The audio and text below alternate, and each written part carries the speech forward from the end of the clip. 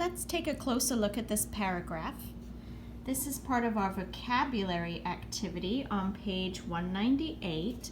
However, this is a great paragraph to practice note-taking because it's so well organized, and it's the type of paragraph you might see in a reading for the CASAS. So the paragraph, again, doesn't have any subheading or title. We don't know what it's about. We don't know how it's organized. We have to figure it out by close reading. So it starts with a question. Why should you learn a second language? Now, if it starts with a question, I think it's going to answer the question.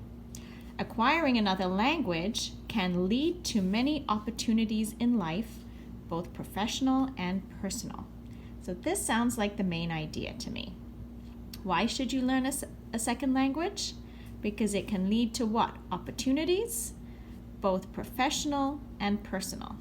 So in my notes, I'm going to put this at the top.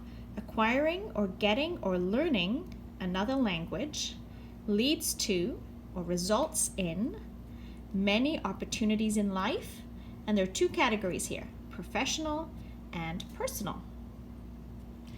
So that's my main idea, and that's going to be the structure. Now before I start, I see some words that jump out at me as I go skimming and previewing. For example, in addition, furthermore. In addition and furthermore both have the same meaning, and they tell me there's going to be a list. There's going to be more than one reason.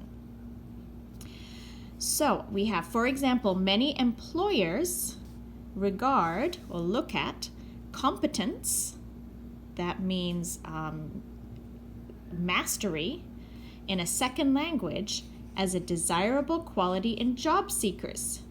Now think about this. Is this true?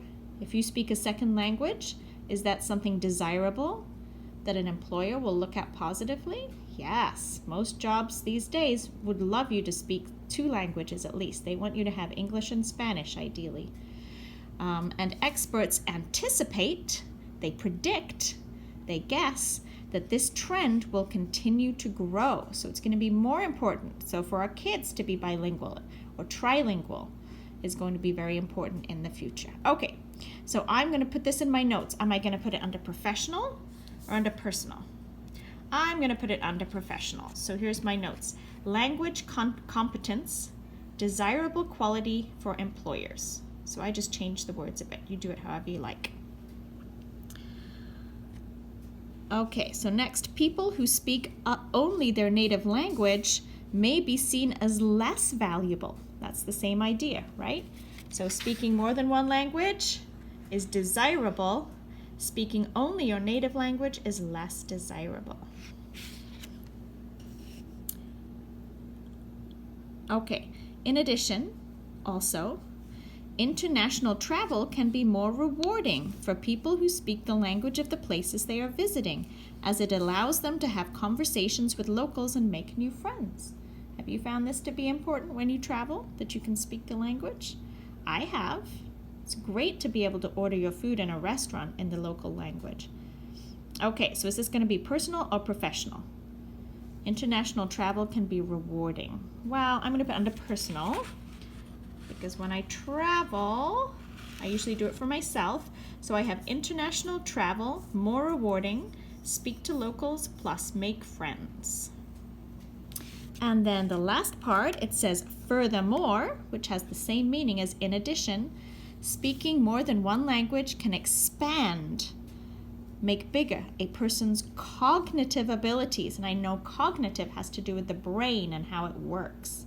So it can help your brain. So congratulations, bilingual students. You have higher cognitive abilities than people who just speak one language. For example, research shows that multilingual people who speak many languages, have better memories and better problem-solving skills. So here I just put plus to mean improved or better cognitive abilities. And those are my notes. Now, what's the next step? Next step always is to practice 1 minute, 2 minutes giving a verbal summary. Great idea when you're home with family. for your kids or your spouse or your mother or mother-in-law or uncle, whoever you have at home, is to take your note card, practice a few times, and ask them if you can give them a little speech. Have a real audience. If you don't have anyone at home, speak to yourself in the mirror, practice a few times, even record yourself. You can send me a recording. I'd love to hear you giving a summary. Okay, enjoy. Thanks.